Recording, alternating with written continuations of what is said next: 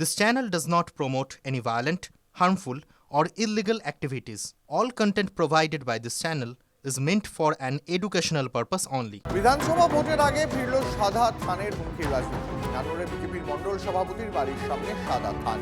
তৃণমূল কংগ্রেসের বিরুদ্ধে শাসানি রাজনীতির অভিযোগ গুরুগ্রামের মণ্ডল সভাপতি রামকৃষ্ণ মণ্ডলের। ভোটে আতঙ্ক তৈরি করতেই হুমকি শাসক দলের, এমনটাই দাবি গেরুয়া শিবিরের। এই ঘটনা সামনে আসতে উত্তপ্ত হয়ে উঠেছে ধূপসারা। গতকাল রাত্রে এরকম কেউ করে দিয়ে গেছে, এগুলো রেখে দিয়ে গেছে বাড়িতে, সাদা থান, ধূপকাঠি, মিষ্টি প্যাকেট। হ্যাঁ, হয়তো আতঙ্ক ধরানোর জন্য।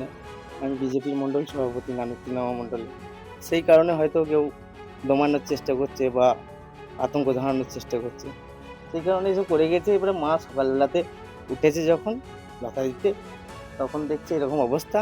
হয়তো কোনো সন্ত্রাসী পরিকল্পনা বা আমাকে মারার হুমকি বা কোনো কিছু আমাকে ভয় দেখানোর জন্য, দমানোর জন্য, যে বিজেপি যাতে না করি সেই কারণে হতে পারে।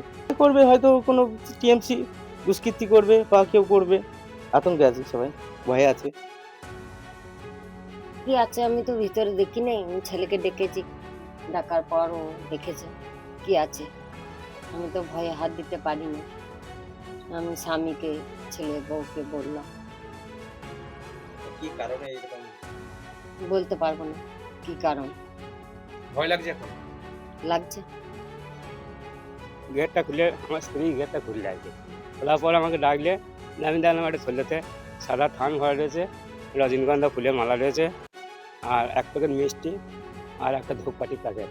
আমার ভয় তো লাগছে, আতঙ্কে আছি। হ্যাঁ, ছেলে বিজেপি করে।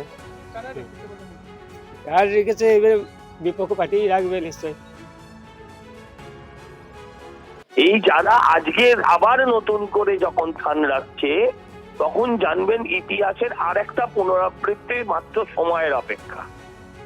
ঠিক শেষ মুহূর্তে ওরা এরকম করতো না, লোকের বাড়ির দরজায় থান রেখে আসতো, কিন্তু ওদের হয়ে থান পড়ার মতন আর যার বাড়িতে কেউ নেই, ওদের শূন্য, তাই শূন্য, চারিদিকে শুধু শূন্যতা ওদের। ঠিক সেরকম ভাবে তৃণমূলের ঘরেও আজকে যারা আছে তাদেরও একই দশা হবে। বামফ্রন্ট জমানার যে এই থান রেখে যাওয়ার সংস্কৃতি, এই সংস্কৃতি তৃণমূল কংগ্রেস বহন করে না, এর সঙ্গে তৃণমূলের কোনো সম্পর্ক নাই। এবং তৃণমূল কংগ্রেসের এত দূর দিন আসেনি। নানুর আসনে বিজেপির কোন মন্ডল সভাপতি, মানে নানুর বিধানসভায় বিজেপির কোন মন্ডল সভাপতি বাড়িতে এইসব রেখেছে, তাহলে ওই আসনটা তৃণমূল 20 থেকে 30,000 ভোটের বেশি ভোটে জিতবে।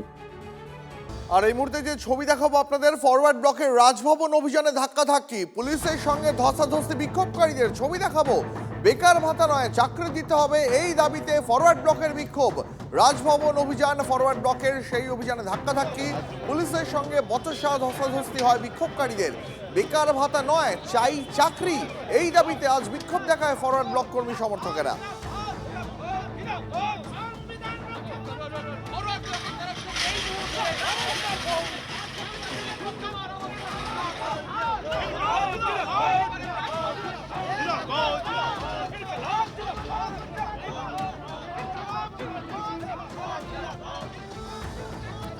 কলকাতা পুলিশের এসটিএফ এর অভিযানে বিহারে অস্ত্র কারখানার হদিশ। বিহারের ভাগলপুর থেকে উদ্ধার বিপুল পরিমাণ অস্ত্র। আমাদের প্রতিনিধি সুশোভন রয়েছেন, আরো বিস্তারিত এই বিষয়ে জানাবেন। সুশোভন। দেখো, কলকাতা পুলিশের এসটিএফ তারা মূলত ভাগলপুরে পাড়ি দেয় এবং সেখানে গিয়ে একটি প্রথমে মিলের সন্ধান পায়, যেই মিল একেবারে সাধারণের চোখে ধুলে দেওয়ার জন্য তৈরি হয়েছিল। এবং সেই মিলে অভিযান করে তারা দেখতে পায় যে সেখানে যে সমস্ত যন্ত্রপাতি রাখা রয়েছে সেগুলো অস্ত্র তৈরি করার জন্য তৈরি হচ্ছে, এবং সেখানে বেশ কিছু অস্ত্রও মেলে। এবং সেই করতে গিয়ে 5 জনকে ইতিমধ্যে গ্রেফতার করা হয়েছে। কলকাতা পুলিশ মনে করছে 5 জনকে জিজ্ঞাসাবাদ করে এদের অস্ত্র কোথায় যেত, কারা কিনত, এছাড়াও আর কোনো অস্ত্র কারখানা বিহার সহ অন্য জায়গায় আছে কিনা সেটা জানতে হবে।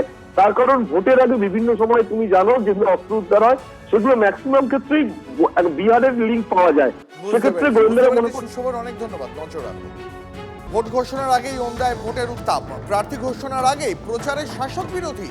ওন্দার দেওয়াল ভরছে প্রতীক, ছড়া ব্যঙ্গচিত্রে। প্রার্থীর নাম বাদ রেখেই জোর প্রচার শুরু করে দিয়েছে তৃণমূল বিজেপি দুই শিবিরই। 2011-এ ওন্দা কেন্দ্র দখল করে তৃণমূল, গত বিধানসভা ভোটে সেই আসন ছিনিয়ে নেয় বিজেপি। এবারের ভোটে গেরুয়া শিবিরের দখলেই থাকবে আসন নাকি হারানো জমি ফেরাবে তৃণমূল? রাজনৈতিক উত্তাপ চলছে।